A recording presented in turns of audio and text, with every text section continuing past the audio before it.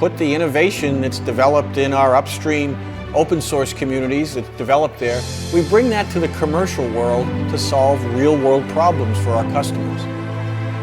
Data has exploded so much that the human eye alone at any one point just can't understand and analyze what's really there for data. Companies first have to do, and I think one of the most important things is really understand what data they have and where it's located. Make sure that your data is secure, it's accurate, and it's accessible. I mean, I think automation can play a really big role for that. All of this is not possible without an upfront understanding of your architecture and a plan on how to approach it.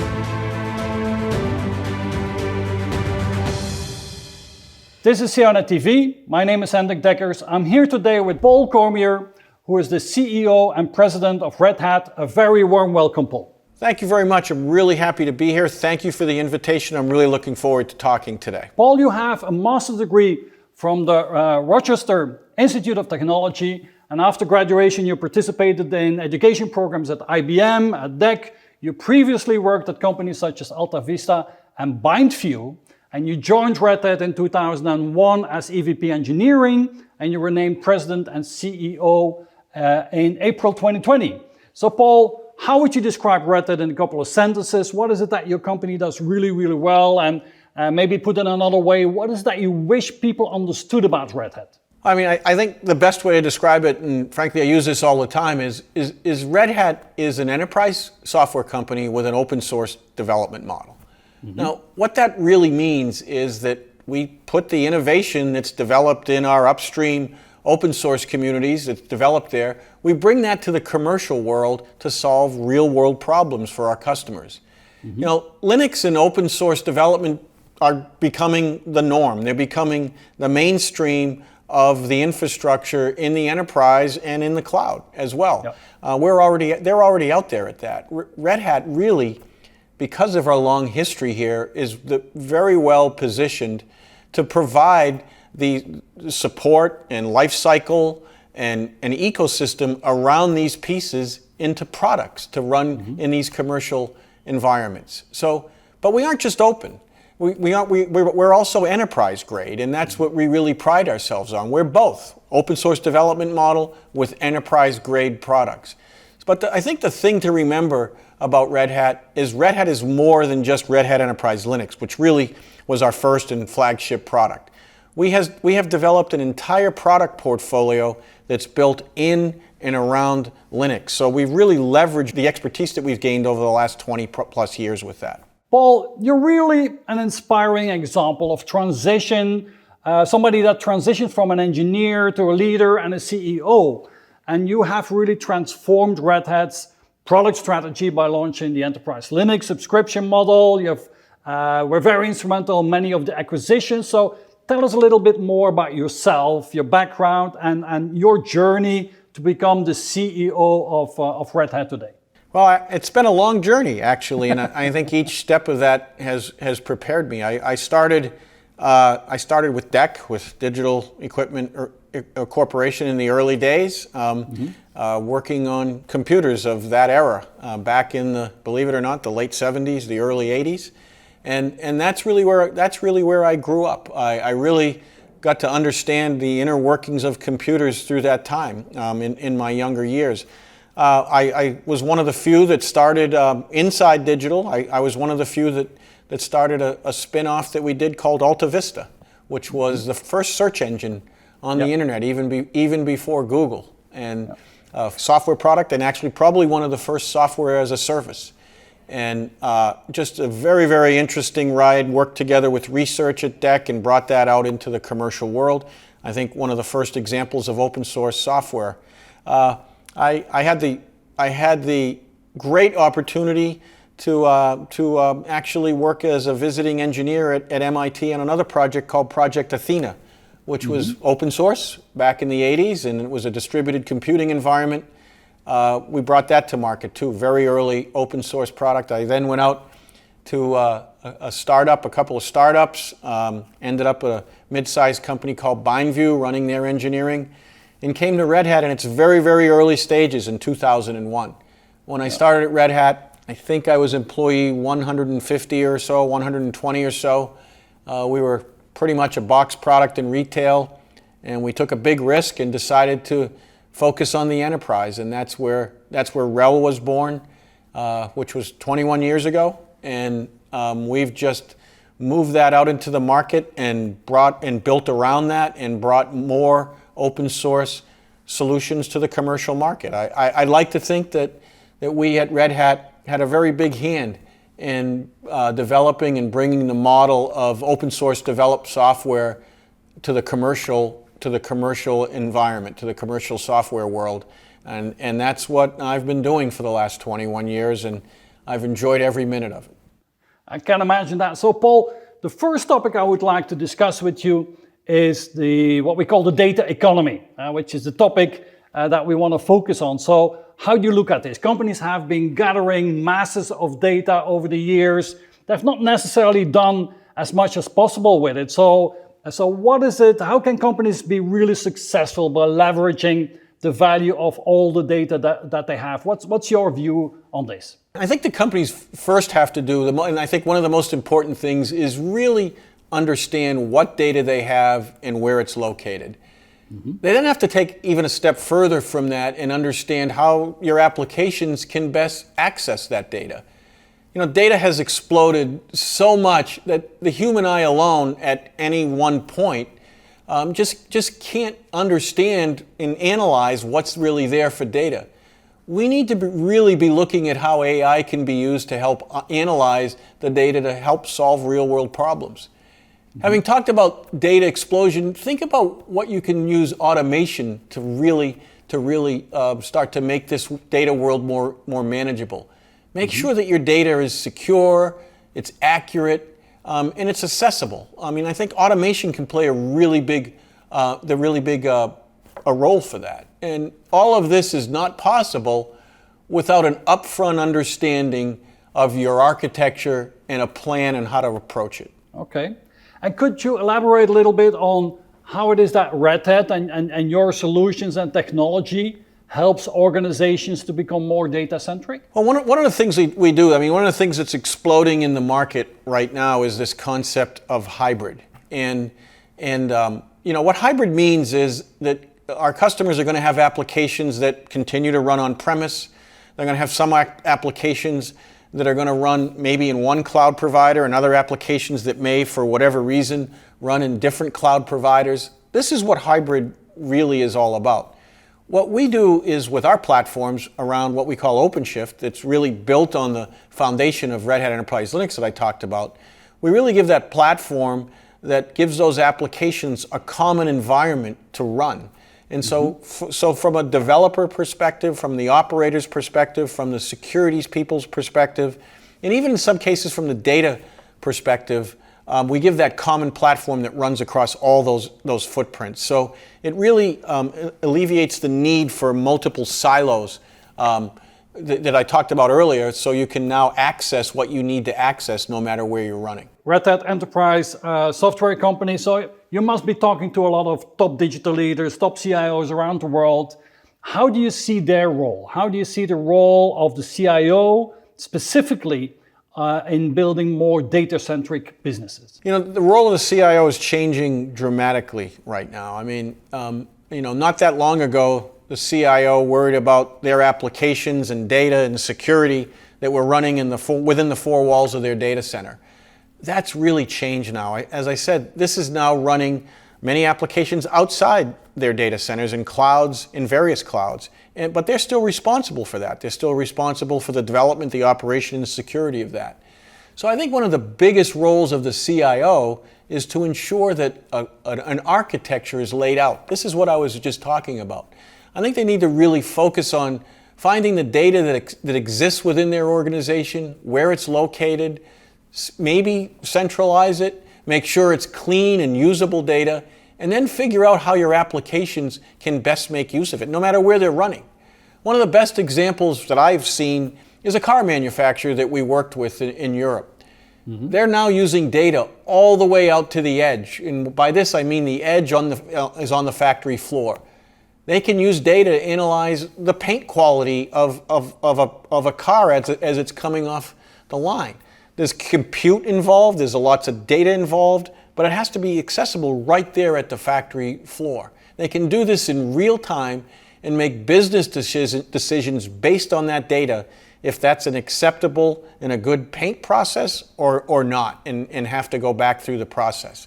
This is really what's shaping up in terms of hybrid cloud, out to the edge, data being close to the applications that are consuming it. And I think you can't do that without having that real understanding of what the overall architecture looks like. Now, there's a lot of use of data internally, but of course there's also a lot of customer data that we can work with. So do you see, in all the companies that you work with, do you see innovative business models that companies are using to get more value out of their data assets and really to monetize their data? Do you maybe have some examples of that? Sure. I mean, you look at the big providers out there. You look at the Googles of the world, the Facebooks of the world. Obviously, they're monetizing their data. Yep. If you even look at an insurance company, we work with many insurance companies, where they now have where they have so much data, but that data may be, as I talked about, scattered across different footprints. By now using AI, for one thing, but also having the ability for multiple applications to be able to access data no matter where it lives, they can now do even deeper analysis on things to really get closer to and more accurate on the models that they're running. So I think we see that a lot. We see that a lot in for example, the insurance industry. The manufacturing example that I just gave out there with the paint analysis on the factory floor. I mean, in the past, you'd have to come all the way back to the data center for that analysis, because the compute was living in the data center, the data was living in the data center.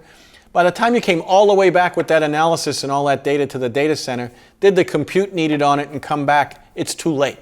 So manufacturing is a great place where we see them actually being able to use data that they might not have had available to them before, but to actually make a better product, and maybe even make a better product in a less expensive way. Yeah. What would be your number one advice that you would give to CIOs and digital leaders and what do you think they should focus more on than what you necessarily see today already? I think, as I said earlier, the big picture. How does it all hang together? You know, I hate to bring it up again, the edge, but I will. The edge, as I said, in manufacturing, it's on the factory floor. In telco, it might be on the cell tower. In retail, it might be in the branch store. That's part of the hybrid cloud now. So unless that's really thought about as the CIO lays out the architecture, there's many things that you might not be able to take advantage of. And so I think the one word of advice in this is really have a great plan on the architecture, how it's going to hang together, but also think about how you're going to get to that architecture. Because in many cases, going out to a cloud-first model with your applications, in many cases that's refactoring the applications in things like that. So in order to do that, you really have to have a good plan. And I grew up in the engineering world. I still consider myself an engineer, and I think it's very much a mindset like that, with the overall architecture being a large engineering project. And I think that's the most important thing right now, because hybrid architecture, it's very, very, very powerful, but it's also very complex. And so understanding anything when you're going to lay it out in a complex model is really important before you start. Okay. Now, if you look at your own company, as a technology company, as a software company, where are you using data in optimal ways to, I don't know, give better service to your clients, to optimize processes and so on? How do you do that yourself? I'll give you a couple of great examples of both internal and external. In our support world, we have been doing Linux support for well on 25 years. We have a huge data repository on various problems that we've seen over those 25 years. And so now, as we talk to our customers, either through knowledge bases or sometimes even through human interaction, when we look at problems, even our newer engineers can get to a problem in a much faster way because we use AI to analyze data based on symptoms that we're seeing or hearing from our customers. So, like I said, in some cases it allows us to automate things and we never even have to get a human involved. But in other cases, it actually gets our engineers to a solution that may have been seen many times before in a much faster way. And so I think that's one way we look at it. I mean, as we run the company, for example, and as we get potential leads for future customers, we have much data there, and we have much historical data from looking at leads on, we may have this many leads, what does that usually interpret, what does that really move to in terms of next iteration of a sale, what does that look like in getting to a final sale. We use data extensively in this in order to really see where we're going and plan where we're going as a company. Marketing data. Marketing is one of the biggest places where data is used to try to do two things. We try to get our message to our customers, trying to get the right message to the right customer. In many cases, it might be more focused message based on what the customer has told us through many data avenues of what they need to solve their problems. In other cases, it may be the other way around, to actually listening to them or trying to determine who might be a better customer for one particular product line or another. So marketing is really another place that we use data extensively so we can be more precise on our marketing as opposed to just sort of blasting messages out there and hope that the right people pick it up. Okay. Now, another topic I would like to discuss with you is you have a strategic partnership with Intel. So tell us about the cooperation, the collaboration between Red Hat and Intel, and how does that play in the data field as well? So, Intel's been one of our most strategic and closest partners for a long time, from the beginning of Red Hat. And I mean, if you look at where we started in Linux, what Linux does is really Linux abstracts the hardware. And what really the first big thing that Linux brought to our enterprise customers in the beginning was the ability to run a powerful enterprise class operating system across multiple hardware from multiple vendors, the same Intel chips from multiple vendors. Right before us, the Unix was driving the enterprise, but Unix was a vertical stack from the hardware to the firmware to the operating system, which was all customized just in that vertical way. What Linux really brought to the table here was something that frankly Microsoft did first. With Windows, Microsoft brought an operating system that went across all vendors' hardware. What we did with Linux was really bring an enterprise operating system that went across all servers that were based on Intel. So there's a lot of enablement that Intel works with us in the upstream community to ensure that the features of their chips are lit up early in the development process of any one particular release of Linux. So we've done co-creation and collaboration with them for years, and really that co-creation and collaboration is really the foundation of how the open source community works. And frankly, I just think it's a way to it just brings better technical results. So I think from the beginning that Intel's been that strong partner with us. We work with Intel under secure NDAs, so we can understand their new hardware that's coming 2, 3, 4 years down the pike, so we can ensure that Linux is ready for it when it comes to market. And so that's how close of a relationship we've had and continue to have with Intel, because we're in this together with the hardware and the operating system working hand in hand. Now, Red Hat and CIONET, we've been collaborating for several years, many years now as well, and you've been supporting our community of digital leaders.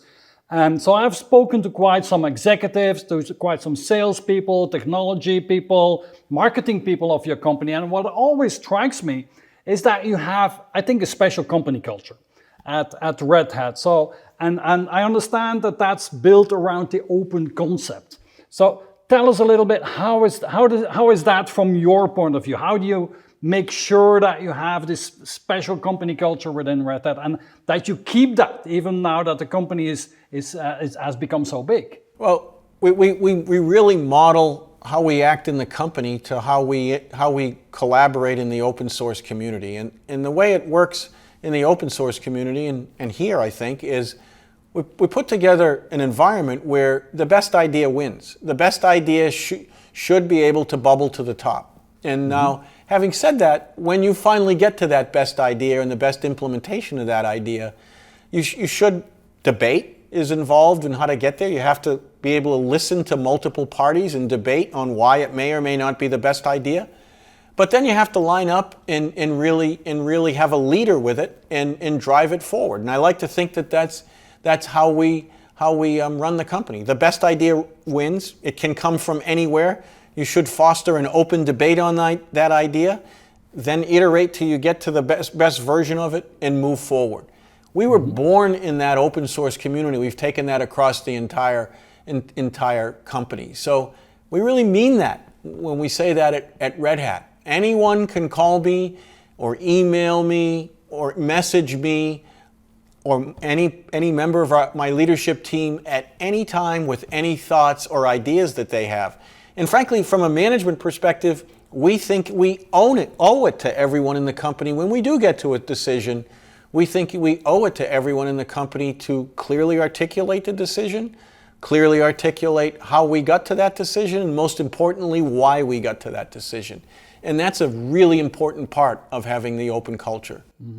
Now, you are a witness of an amazing growth, right? You joined when the company had 150 people. Now today you have more than 20,000 people working for Red Hat. Your revenue has doubled over the last couple of years. So there's an amazing growth. So as a CEO, how do you manage that growth? What are the challenges for you to manage the growth of your company? Well, I think the biggest challenge, I think, is one of the things is strategy. We work a lot on strategy and we've managed to stay ahead of the pack with strategy. So that's a challenge unto itself, but I think the bigger challenge has been communication of that across the company. When 150 people, it was pretty easy. You get everybody in a room and you sort of go through it and hash it out and answer questions. With 20,000 people in 60 or so countries, it makes it more difficult. So that communication is something that we really work on very hard. Now, if you're going to go back to my previous comments around everyone, the best idea wins and everybody has an opportunity to contribute to those ideas, you have to be open to those ideas, even when an idea might be counter to what you think or you've put on the table. So I think it comes back to just being yourself and being authentic. I don't have a work personality and a private personality. I have my personality, which is the same in both worlds. And I think people see that, and I think that's important. I like to tell people, you got to be true to yourself here, and really leave the ego at the door, and be open to the best idea, which can and oftentimes does come from anywhere. So, Paul, you're clearly a very successful leader, right? So I want to deep dive a little bit more in your leadership style. And so I'm going to provoke you with the next question. What do you think your team, the people that work with you on a daily basis, what do you think they will say about you when you're not around? How do you think you're perceived by your teams? Well, I guess that depends on the day, but I think in general, I think what they'd say is that I'm decisive, but I'm open to a better idea. I think what they also say, though, is that when we get to a point where we make a decision on what we're going to do and how we're going to do it with an idea, some may call it stubborn, some may call it persistent. I'll drive that idea, and we'll drive that really, really hard. I think I can be a hard driver, but I also think that I like to think, anyways, that I'm open I'm open to suggestion, even along the way, if we have to iterate, even along the way, if there's a better idea. I mean, I oftentimes say, I'm way open to criticism on this, but you should really have a better idea. And so I think that's a characterization of what I do. I mean, it's taken persistence in this world, in the open world. You have to understand, we upset the technology industry here. We don't have IP to hide behind. We develop a lot of IP, but we give that all back to the open source community, which includes our competitors. So to be able to build a business like this on an open technology framework, you have to have, in my opinion, you have to have that drive to know when you got it right and drive to get it and take it over the goal line. Our products, RHEL they're all long-term. RHEL, OpenShift, Ansible, they're all long-term bets on us, and that's how we've run the company from the beginning. Is we don't look at what we're going to do and what we're doing next as what it's going to do for us for next quarter. We look at that, how it's going to affect the company in the long term. Okay. And what is that drives you?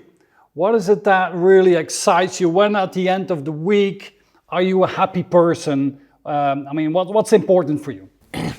What really a couple things really drive me. When we set a direction and we start to see people across the company that really start to understand it and understand how they can affect it, how they can really make this direction successful. When you start to see that light bulb go on, that's really important. From a product perspective, some of the risks we've taken, when you start to see those really take off. Like with RHEL, like you say now, very, very successful. But, taking a free operating system to the world to take on Linux, to take on the Unixes, and even Windows of the world, when we first started that, it was by no means a sure win.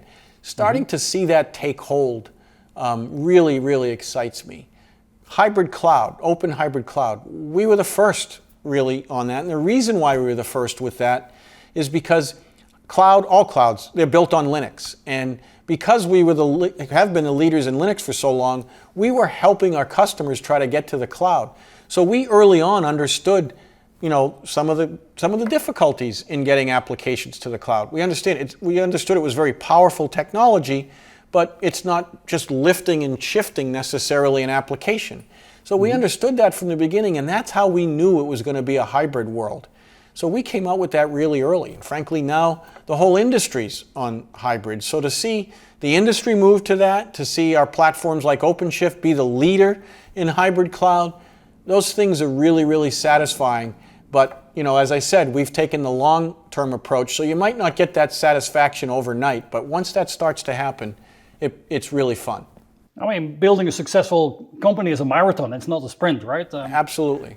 Okay. Now, what I wanted to know, because I think top CEOs, top CIOs have a certain secret ingredient. And so I'm on a quest to find out what is the secret ingredient of you and other top leaders. So let's talk a bit about your core values, because I think that is so important. You said there's the Paul at work, the Paul at home is the same. So I know that you have 2 children. What are the core values that you have passed on to your children? What are the core values that you live by yourself? I think the main core values, I said it earlier, is be true to yourself. No egos. There's always someone that's as smart, if not smarter than you. Understand that. Your reputation is the most important thing that you can have. Be honest and upfront.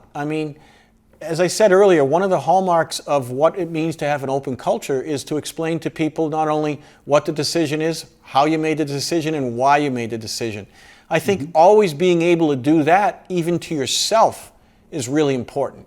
If you can't answer those questions to yourself, then how can you possibly get people to follow you on anything?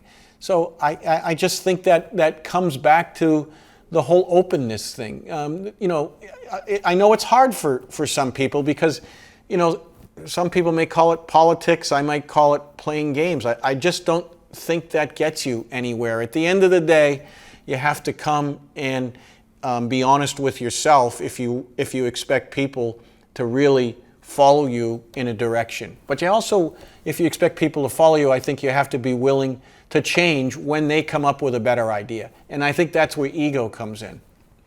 Just ego, in my opinion, is one of the worst things going.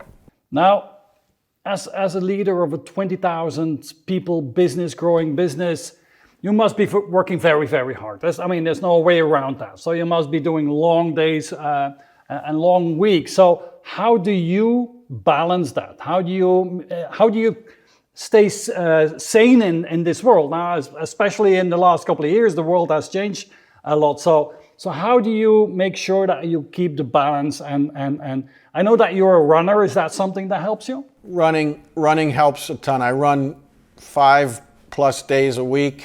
Wow. It's not only great from a physical perspective, but from a mental perspective. I think that's one of the best ways.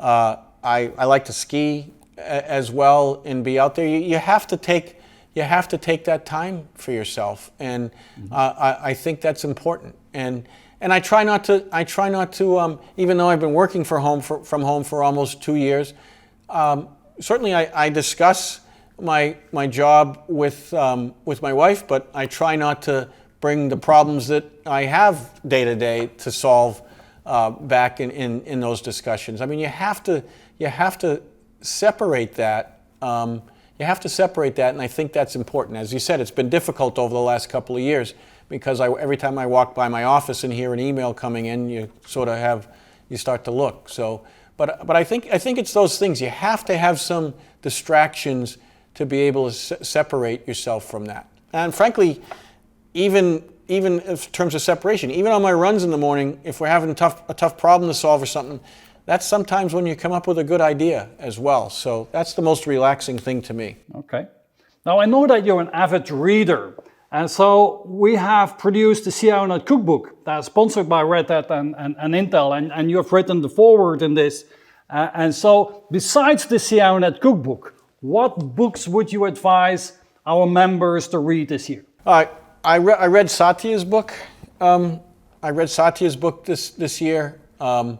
I thought it was a great chronicle of a life and how just from a regular upbringing he came to become one of the leaders of one of the largest corporations in the world. I think he actually has some of the traits that I talked about in terms of being real, being honest with himself, just being a genuine person. So I think that's a great one. I read President Obama's book.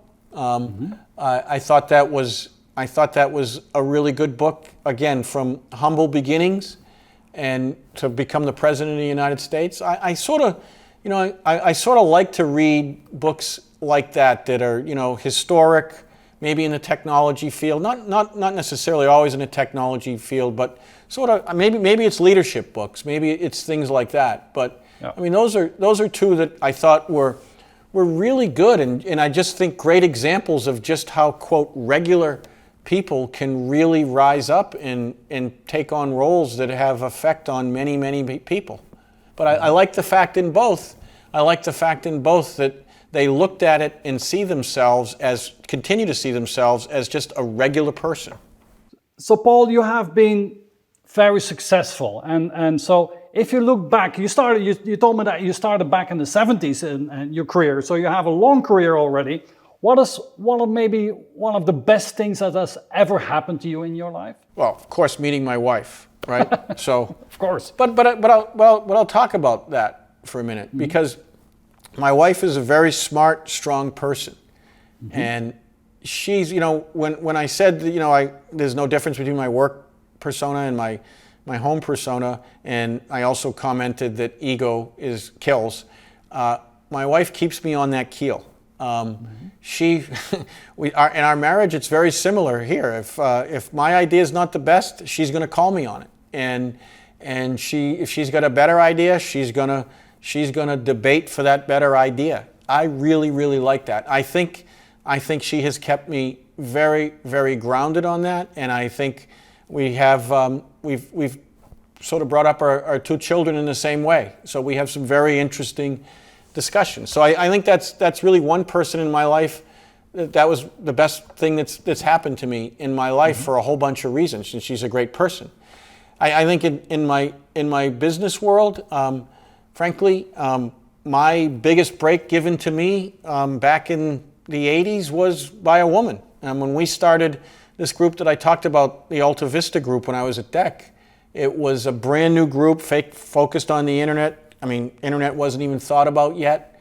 I was the youngest person that went for the job to run the group, and it was a woman executive that was running the overall group. She gave me a huge break by giving me that job, and so and she gave me great advice and continued for many years and giving me great advice. So the person in my life that gave me the biggest break in my career was a woman early on when there weren't many women in technology, which is why I also am a huge supporter of women in technology. So I think those are a couple things, both that personal life that's come into my professional life and in pure professional life, that have been amazing things that have happened to me. Now let's look at the other side of the coin as well. I mean, not everything not everything that we do is successful. So there's some bad things that happen to us as well. So can you maybe share one of these? What is maybe one of the worst things that happened to you in your life, and how did you overcome that? What did you learn from that? Well, it's a great question, and I'll take it from the professional side. I mean, we've done, since I've been here at Red Hat, we've done 30 or so acquisitions. All of them are risks. Whenever you do an acquisition, it's a risk. Frankly, the products we've done have been risks. Not all risks pay off. I think one of the most important things for executives to understand is don't be afraid to fail. There's been some of those acquisitions, a couple of those acquisitions that didn't pan out the way we thought they were going to pan out. That's tough because you're spending shareholder money on it, you're spending resources on it, and you get to the point that it just doesn't work. I mean, there's been a couple of those. That's really tough to admit that, and in some cases you have to stop it and really to really cut the cord on those. Those are really tough because not only from the financial side, from the investors, etc., but even the people that have come in with that company, they have been passionate about that company, and now you say, well, we're not going to do that anymore.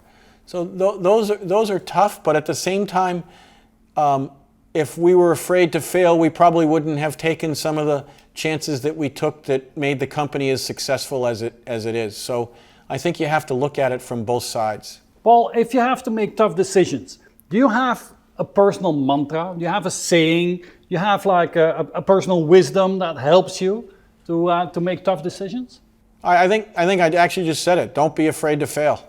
I think that's the mantra. I have seen so many people that are afraid to fail and that just want to be conservative and do it the way they've been doing it for a number of years and get to the end of 2, 3, 4 years down the road and realize that it's just not going to work anymore and it's too late. And that might be from a personal skill sets perspective, or maybe something in how you run one of the pieces of the company, or even a company itself.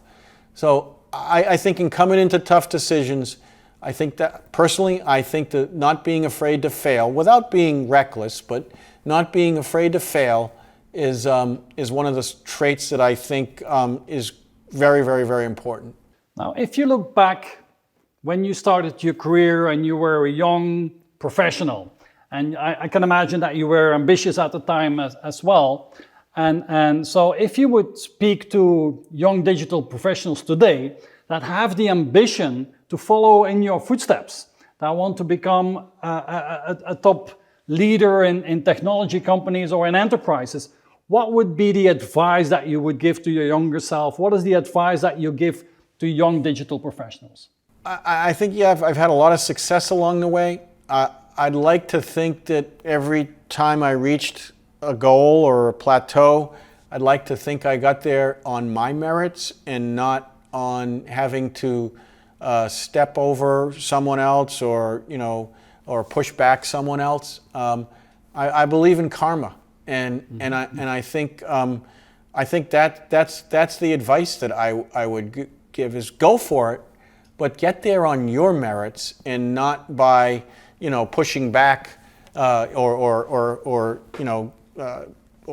criticizing someone else that may be going for the same thing. I just think that will come back to haunt you someday, and so I'd like to think that's how I've run my career. Okay, and on that note, Paul, I would like to thank you for this interview.